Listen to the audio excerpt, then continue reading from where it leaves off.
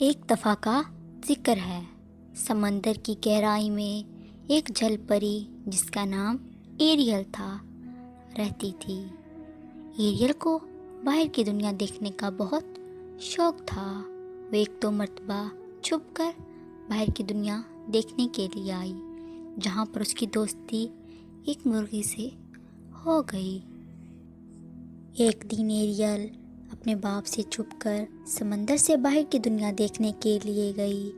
اسے زمین پر پھیلی روشنیاں بہت اچھی لگ رہی تھی، لیکن اگلے ہی صبح ایریل کے باپ کو پتہ چل گیا کہ ایریل سمندر سے باہر گئی ہے۔ وہ بہت غصہ ہوا اور اس نے ایریل سے کہا کہ آئندہ تم سمندر سے باہر نہیں جاؤ گی۔ لیکن ایریل پھر سے سمندر سے باہر زمین پر پھیلی روشنیاں دیکھنے کے لیے سمندر کی سطح پر گئی۔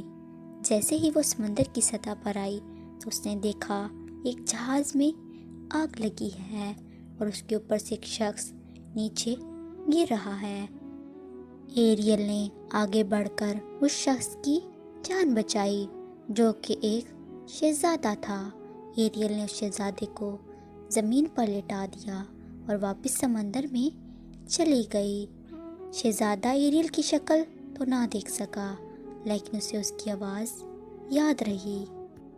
کچھ دن گزرنے کے بعد ایریل کا شہزادے سے ملنے کا من کیا اور وہ سمندر میں ایک چڑیل کے پاس گئی اور اسے کہا کہ تم مجھے انسان بنا دو، اس کے بدلے میں مجھ سے جو مرضی لے لو۔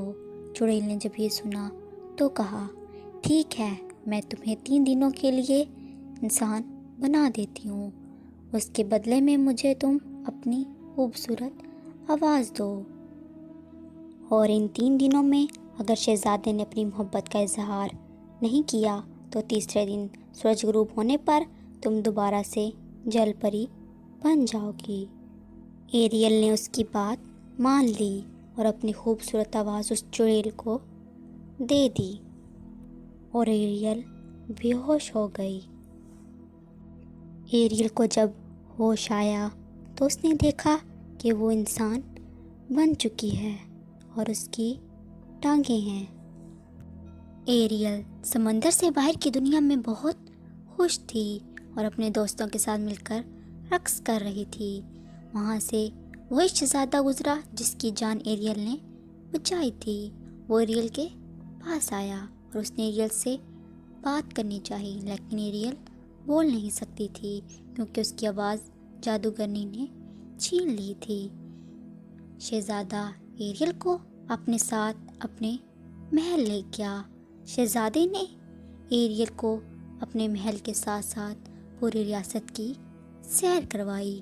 وہ دونوں بہت اچھے دوست بن چکے تھے۔ ایریل کے دل میں شہزادے کے لیے محبت اور بھی بڑھ گئی، اور دوسری طرف جادوگرنی نے اپنی بیٹی کو ایریل کی آواز دیکھ کر سمندر سے باہر شہزادے سے شادی کرنے کے لیے بھیج دیا۔ جب جادوگرنی کی بیٹی شہزادے سے ملی اور بات کی تو شہزادہ وہ آواز پہچان گیا جو کہ ایریل کی تھی۔ شہزادے کو لگا یہ وہی لڑکی ہے جس نے اس دن اس کی جان بچائی تھی، اور اس نے اس سے شادی کرنے کا فیصلہ کیا۔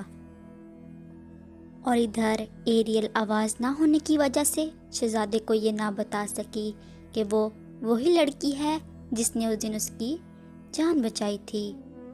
ایریل اداس بیٹھی تھی جب اس کی دوست مرغی نے اسے ساری حقیقت بتائی کہ جادوگرنی نے کیسے اپنی بیٹی کو اس کی آواز دے کر شہزادے سے ملایا، اور شہزادہ اس کو ایریل سمجھ کر اس سے شادی کر رہا ہے۔